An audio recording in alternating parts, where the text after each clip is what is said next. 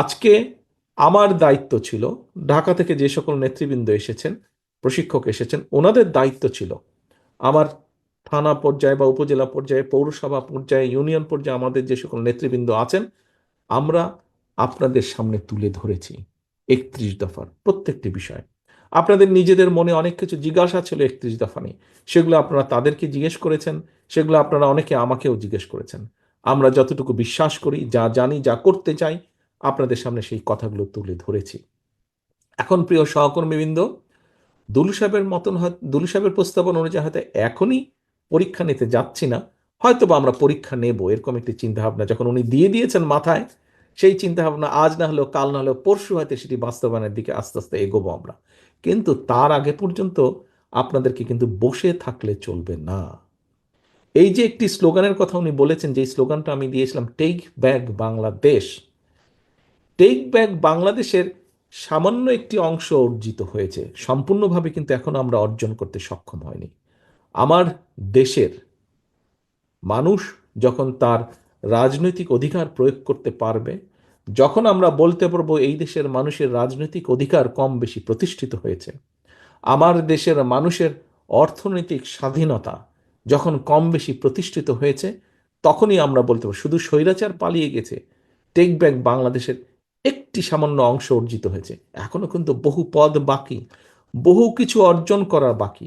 এই দেশের সন্তানদের, এই দেশের ভবিষ্যৎ প্রজন্মের শিক্ষা ব্যবস্থাকে যখন মোটামুটি আমরা সুন্দর করে গড়ে তুলতে পারবো, এই দেশের মানুষের স্বাস্থ্য ব্যবস্থাকে যখন মোটামুটি ভাবে আমরা প্রত্যেকের কাছে পৌঁছে দিতে পারবো, এই দেশের নারীদের ক্ষমতা উন্নয়ন বা এম্পাওয়ারমেন্ট যখন আমরা করতে পারবো, এই দেশের বেকার সমস্যা, সব দেশেই পৃথিবীর বেকার সমস্যা আছে, 100% বেকার সমস্যা নেই এমন কোনো দেশ নেই, কিন্তু কম বেশি বেকারদের কর্মসংস্থানের সমাধান আমরা করতে সক্ষম হব। এইভাবে আরও প্রয়োজনীয় কাজগুলো মোটামুটিভাবে যখন একটি ভিত্তির উপর আমরা করাতে পারবো, তখনই আমরা বলতে পারবো টেক ব্যাক বাংলাদেশ কিছুটা হলেও বাস্তবায়ন ঘটছে, কিছুটা হলেও সফল হয়েছে।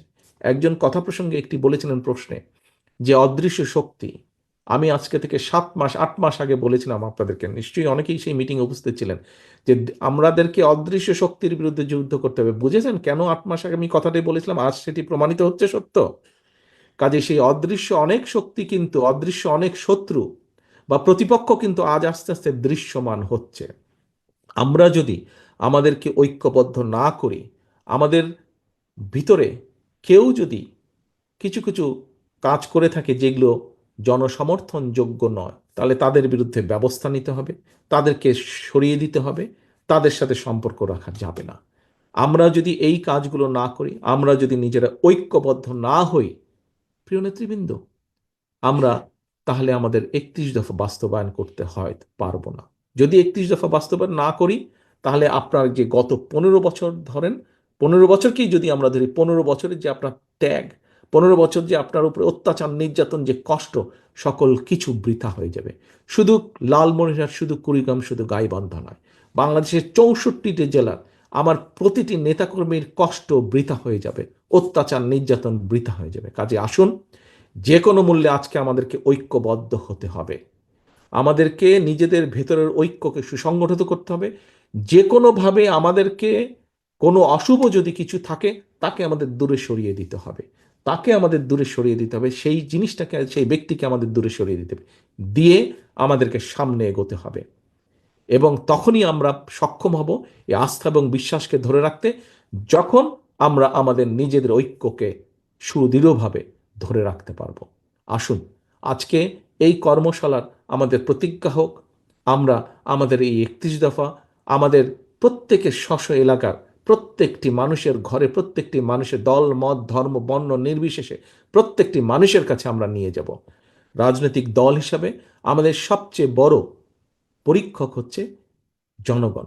সেই জনগণের কাছে আমাদেরকে পরীক্ষা দিতে হবে, পরীক্ষা দিতে হবে তাদের জন্য ভালো কিছু করার মাধ্যমে, পরীক্ষা দিতে হবে দেশের জন্য ভালো কিছু করার মাধ্যমে, পরীক্ষা দিতে হবে তাদের জন্য, তাদেরকে ঐক্যবদ্ধ করে ভালো কিছু অর্জন করার মাধ্যমে। আসুন, আমাদের আজকের প্রতিজ্ঞা হোক, সেই ভালো কিছুটি আমরা অর্জন করার জন্য যা যা কিছু করা প্রয়োজন, আমরা সেই কাজগুলোকে করব। এই হোক আমাদের শপথ, প্রতিজ্ঞা, এই হোক আমাদের প্রত্যাশা। আবারও আপনাদের সকলকে ধন্যবাদ জানিয়ে আমি আমার বক্তব্য শেষ করছি। আল্লাহ হাফেজ। বাংলাদেশ জিন্দাবাদ। বাংলাদেশ জাতীয়তাবাদী দল জিন্দাবাদ। আসসালামু আলাইকুম।